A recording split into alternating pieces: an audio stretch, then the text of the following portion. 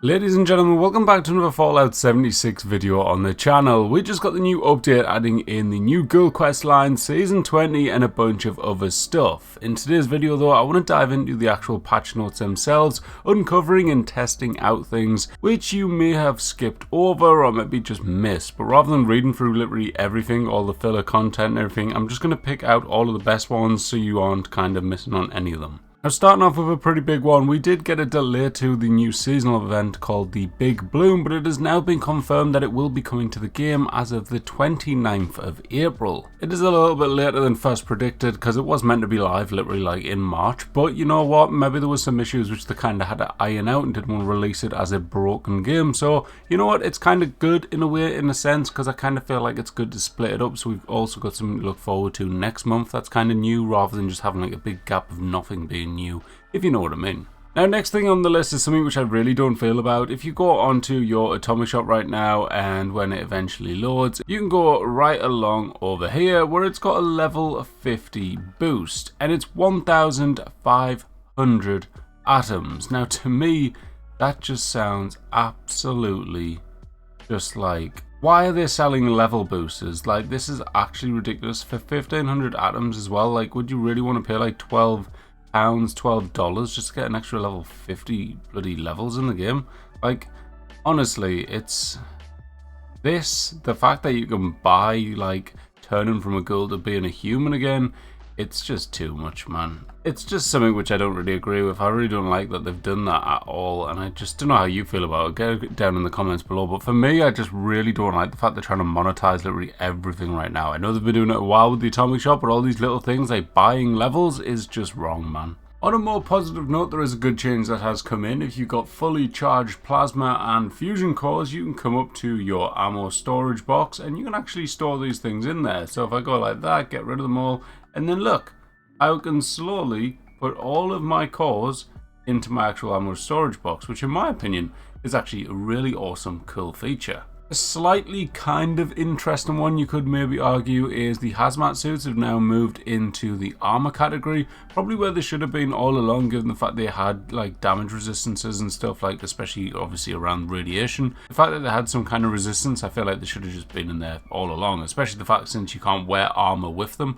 But yeah, that's been done now. Alright, now next on the list is one which might be a little bit upsetting for some camp builders. There was a glitch where basically you could put down a doorway and then said doorway would technically allow you to actually put like 2 doors on there. So basically the trick was you would then go to doors, you would put a door on this. Clearly I can't use doors. Alright, so never mind, here's a door, so watch. There used to be a glitch where you could snap the door on, come out of build mode, go up to it, open the door, and then you could come back in and then you could place another door. Now this has now been fixed, so you can't do that anymore, it would seem, unless there is a sneaky way of doing it, like another glitch out there, which I'm not aware of currently. But yeah, this used to be an actual kind of trick of the trade. I wonder if the door's open. I mean, you can still do that. I don't know if that means anything, but...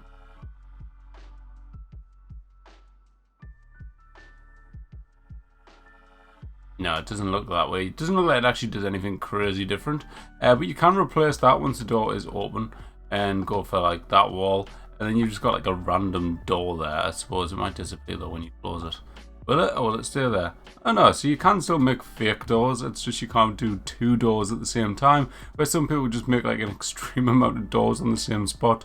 You stood there like opening the door one after another, and then eventually getting have to open about 7 doors. But yeah, that's fixed now. Now another change which has come in, which I actually like know why they've done this one, because this one is they've reduced the damage and also the health of super mutants. Like, I don't know why that would make a good choice of thing to do. They do seem extremely easy to die. They are only level 75s that I'm fighting here, but either way, like, these things are just absolutely melting. So, I don't know, they're meant to be one of the like toughest bloody enemies in the game, and they've decided to nerf them in a sense. So, I don't understand why they would do that. Any ideas? Please do let me know in the comments below, but I really don't understand the logic behind this one. Does it make them have less XP potentially, like for people who just sit in West Tech all their lives? I'm not sure. God knows. Now, one thing that they've really put a lot of focus and attention into in this update is all around pistols, and there's been a lot of buffs around the pistol damages that they actually do. Some that you should really probably be testing out, like I kind of am now to a degree.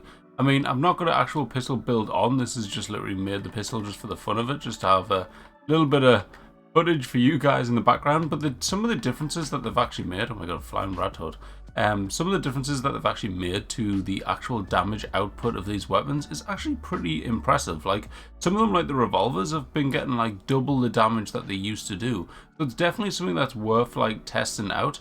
I'm going to be testing out, making a build on it and see how that kind of develops and see what happens with it. If it's any good, I will let you guys know, but yeah, something to definitely watch out and maybe test yourselves as well and just really have some fun with it, because pistol builds ever since the start of the game has been something which has really needed a bit of love, and now it seems that it could potentially actually be getting that love that it needs. On the topic of the actual pistol builds as well, they've actually increased the critical buffs that they do as well as the sneak multipliers. So if you actually like look at the stats on screen there, which I'm sharing from the patch notes, it's actually had a lot of buffs in terms of not just the damage but also these stats here. So really you could be very good at doing a VAT stealth pistol build right now. Like, that could genuinely be a viable option in the game, and it could be a lot of fun and actually do some decent damage. Now, on the next change, which a lot of people will be kind of somewhat upset about, it's all around Pounders, which is the 4-star legendary which you can see applied to my auto axe.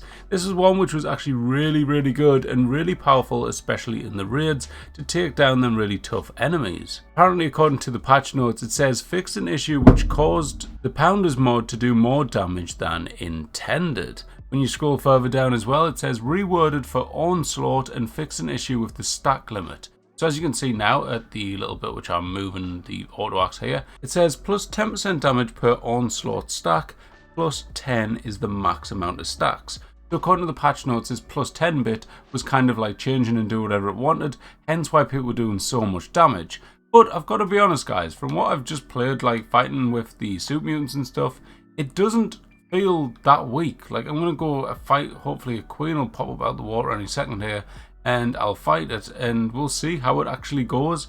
But I don't feel like that's too bad. Obviously we were getting the extreme damage before, but like now it just seems like it's probably going to be working as it should be, which isn't the end of the world, you know. So like, if we hopefully, let's have a look. You can see these stacks in the bottom corner as well. Currently it says 19, which seems a bit odd, but look at that. Like, that is not weak. That is not really, like, it will be nerfed a bit, but that is nothing to be concerned about in my opinion. Like, if anything, that feels really good. And why is my onslaught at like 17, 18 and 19? Well, it's meant to max out at 10. Like, am I misunderstanding that? Why am I getting 10? Or is that stacking because multiple different perks? Is it because it's Furious as well? So Furious is plus 5% damage per onslaught, plus 19. Oh my god, so we get plus 9 stacks from the Furious, plus 10, so it maxes out at 19 stacks. That mean I do even more damage? I don't have a clue. That's pretty crazy. Alright, next change on the list is one that I actually kind of like in a sense, because this means we can actually scrap our mod boxes for something that's actually kind of decent. So we can now scrap the mod boxes for legendary modules, and you actually get quite a lot of them as well. Like, look at this. This 4-star legendary mod box, we can scrap for 24 legendary modules. Like, that's quite a few events really if you add it up.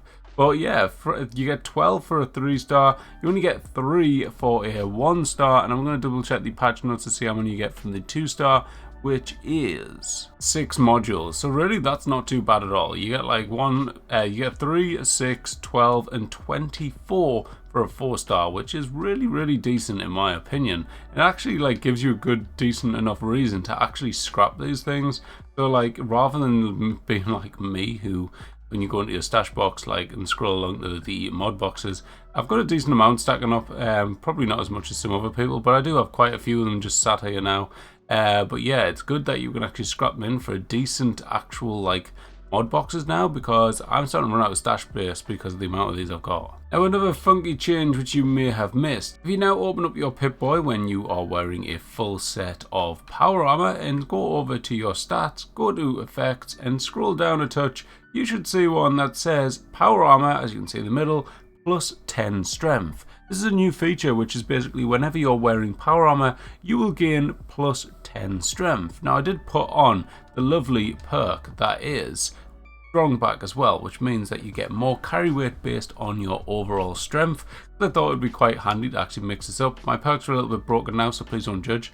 But yeah, if we now go to carry weight, it goes up to 442 for me, which is pretty alright considering I'm not really a strength focused build. Yes, I do have a lot of strength points in there, but that's just because I'm a heavy gunner. But I'm not really someone that's like focused on the carry weight and stuff in terms of mods on my power armor and stuff like that. So yeah, I can't really complain too much about that. It's a nice little addition and it comes at no cost other than wearing the power armor, which I do anyways. So pretty decent. Now finally, the last change that I have for you. When you open up, let's say, your perks and you press level up, you normally get a message say open up your unused perk packs. Now there is a new setting. So if you go up, open up your menu, go down to settings. So if you go into your game settings and scroll just a bit down now, you will find the one saying unopened perk card pack prompt, and I currently have it off.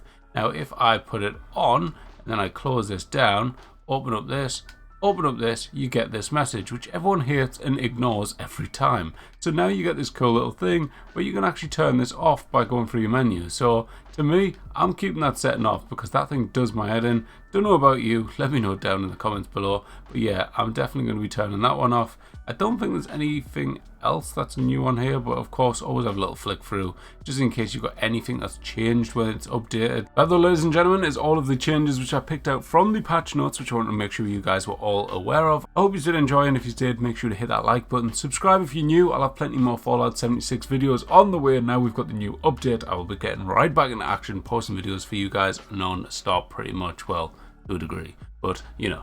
Anyways, thanks for watching guys, hope you enjoyed, bye bye.